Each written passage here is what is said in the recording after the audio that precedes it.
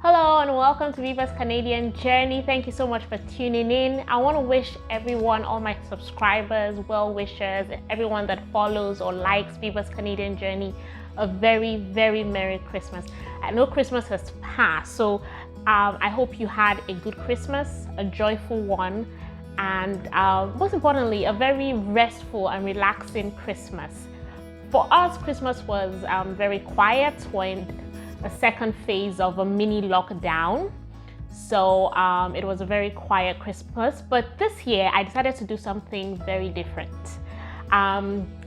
Previous years, every day on Christmas Day, I wake up and I do the whole 9 yards, roast chicken. You know how we do in Nigeria now. I brought that same style here, jollof rice, coconut rice, make fried rice, plantain moi moi. I do all that, invite a lot of people. And then by the time it is 12 noon or 1 p.m. in the afternoon, I am so tired, literally, and I can't do anything the whole of the day. So I told myself this year I'm going to do something very different. And thanks to the lockdown, it's not as if we could have anyone over anyways. So this year for Christmas, I gave myself the gift of no cooking. So I did not cook on Christmas Day. What I did was a week before Christmas, there's this really amazing caterers in Dartmouth here in Nova Scotia, and they're called Define Dishes. I went there and I booked a Christmas dinner, Christmas lunch for me and my family because I said I'm not cooking. I really enjoyed it. It was mashed potatoes, turkey, stuffing. I love Christmas stuffing.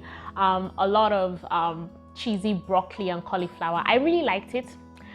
My husband ate it.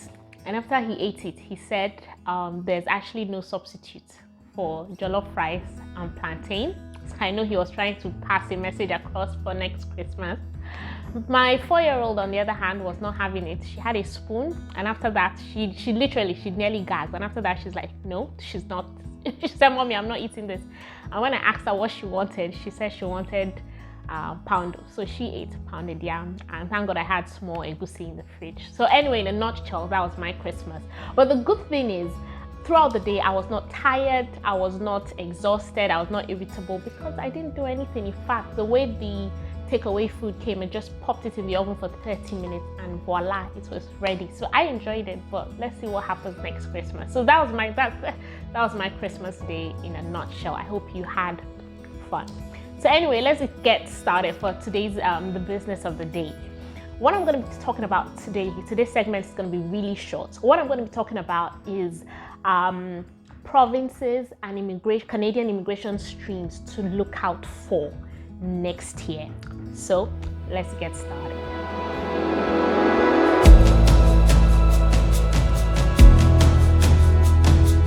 So provinces and streams to look out for next year. I know that 2020 was, should I say, a very memorable year for all of us. I don't like being negative, so I'm going to use the word memorable. It's going to go down in history. And Canadian immigration numbers were a bit slow at a certain time, because I think in March or April 2020, the borders were closed because of the pandemic, and immigration targets, invitations to apply, kind of started focusing on immigrants that were in Canada, so maybe international graduates or people on post-study work. So I know that quite a number of people overseas were a bit, anxious as to, what's happening with immigration targets. A lot of people contacted me. It's like, what's happening? The draws are not happening. And it was like there was no light at the end of the tunnel. However, in October, the Minister of Immigration for Canada came up and he set a forecast for the Canadian immigration target for the next 3 years. And he stated that over the next 3 years, 2021, 22, 2023, Canada was going to be welcoming a total of 1.2 million immigrants. For me, that is light at the end of the tunnel. And he said for 2021, the target is 401,000. So in 2021, Canada is needing and is going to be welcoming 401,000 migrants. This was good. This is good news, honestly, because 2 years ago, when this target was made, the target set for 2021, 2 years ago, was 351,000 migrants. Now, a lot of people are saying this new figure is to offset what happened in 2020. I don't know, but I think it's exciting that there's 50,000 extra spaces for grabs. So the target for 2021 is 401,000. So just put that at the back of your mind. Now, with this at the back of your mind, the next question should be, what stream is best for me? Okay, I know right now a lot of people are not looking at the Federal Express Entry stream because the points are really high. At one point in time, it actually went to 478. I said this before, that if this was the year my family and I were thinking of relocating to Canada, we would not have met the points at the Federal Express Entry level. We would have had to start looking for other streams. However, have no fear, and this is why you need to tune in next year to Biba's Canadian journey, because next year, early 2021, by God's grace, I'm going to start hit the ground running, and I'm going to be talking about other provincial nomination programs that are available to skilled workers overseas and other streams. I know that this year I focused a lot on Atlantic Canada. A friend of mine said I'm very biased. I said, yes, I love Nova Scotia and I could talk about Nova Scotia from now till eternity. But I know that there's loads of other streams, PMP programs, PMPs and other immigration streams that are very favorable to towards migrants. So I want you to have this at the back of your mind, so you get ready early next year, so you yourself, you can hit the ground running. Okay, so next year you're not saying, am I doing express entry, am I doing /Cat1 or here or here? So the next year you know which stream or which province to target, and you just pursue that, so you're not all over the place. Okay, so for example, one of the provinces I'm going to be talking about early next year is Saskatchewan. Saskatchewan, yes, it's very cold, but I've heard it's a beautiful place. I've never been, but I know a few people there and I've been asking a lot of questions. And Saskatchewan have one of their PMP streams is for overseas workers overseas.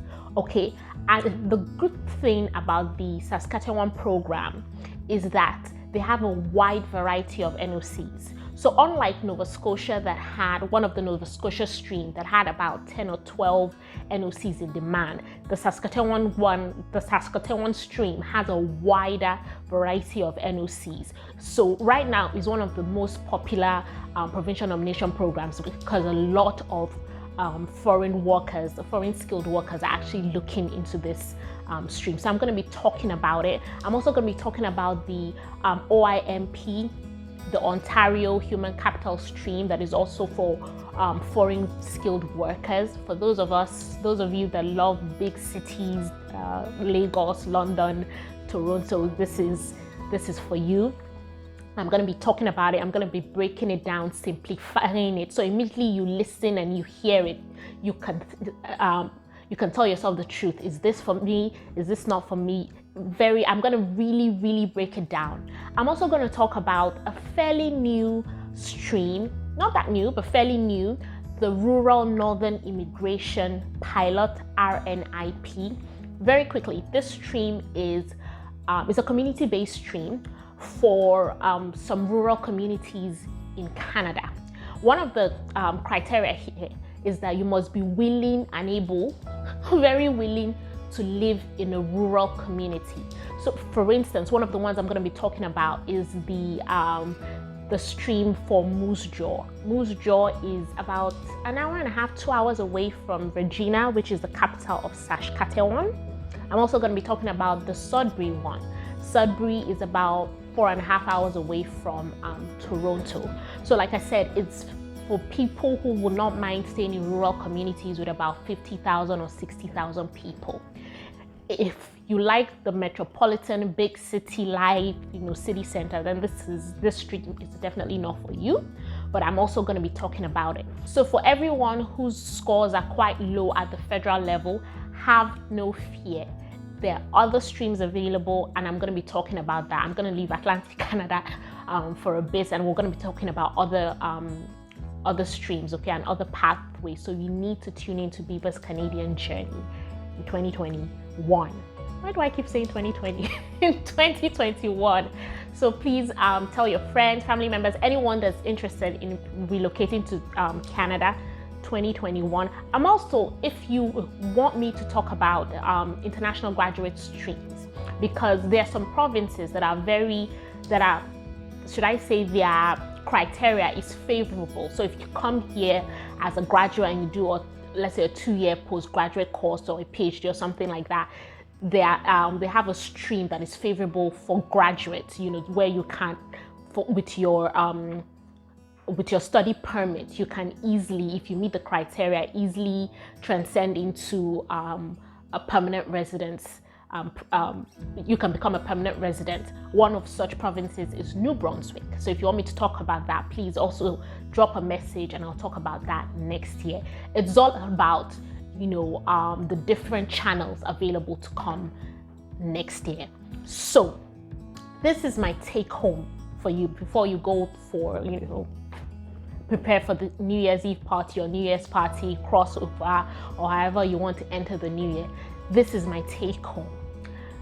Right now, I've talked about all these streams I want to talk about next year.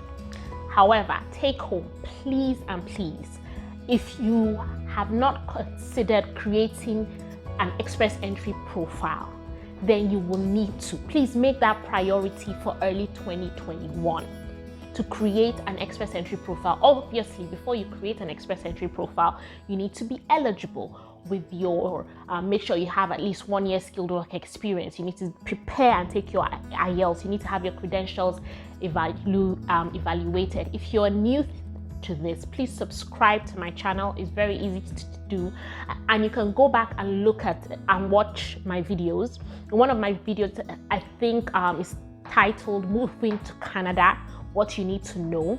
In that video, I explain the Federal Express Entry in detail. So you can go back and watch that video. The reason I am emphasizing about creating an express entry profile is because all these provincial nomination programs that I talked about, the Saskatchewan one, the Ontario one, the RNIP, they are all tied and linked to the express entry profile. So you need to have an active express entry profile open. For this provincial nomination programs and other streams, it is not about your score. So your score can be 100 or 200. As long as you qualify at the federal level, you can start applying for these other provinces. However, you need to have that federal express entry profile open. So please start thinking about it. Your IELTS, the West, please start thinking about it. Number 2 take home is you need to figure out your NOC. I've talked about this a lot of times, because if we're going to concentrate on provincial nomination programs for next year, you need your NOC code, okay? If you don't know, if you're new to this and you don't know your NOC yet, there's a video I've also done in the past. It's called NOC 101. Very, very important. You need to, they should wake you up and you should have your NOC at the back of your mind, because this is going to help you choose and decide provinces. Finally, if you are yet to take your IELTS exams, you need to take them. Very, very important. Right now, it's not just taking it, but I'm going to say it again and again and again. It's preparing, practice, you prepare, take it so you can get the best scores out of it. I also have a video called IELTS 101. It will explain all you need to know, the scoring, the criteria. So this is really going to help you to prepare for 2021. What I want you guys to do and to have at the back of your mind is to start 2021 on a good note. So you're not all over the place. You have a target and you just keep going and you keep going, hit the ground running. So you really need to stay tuned to Biba's Canadian journey next year. So that's it for today. Hope to see everyone next year. And this is wishing everyone watching this, all Biba's Canadian journey subscribers, a very, very prosperous 2021, and I'm looking forward to an amazing time with you guys next year, to making amazing videos. Until next year, which is in a couple of days time, take care.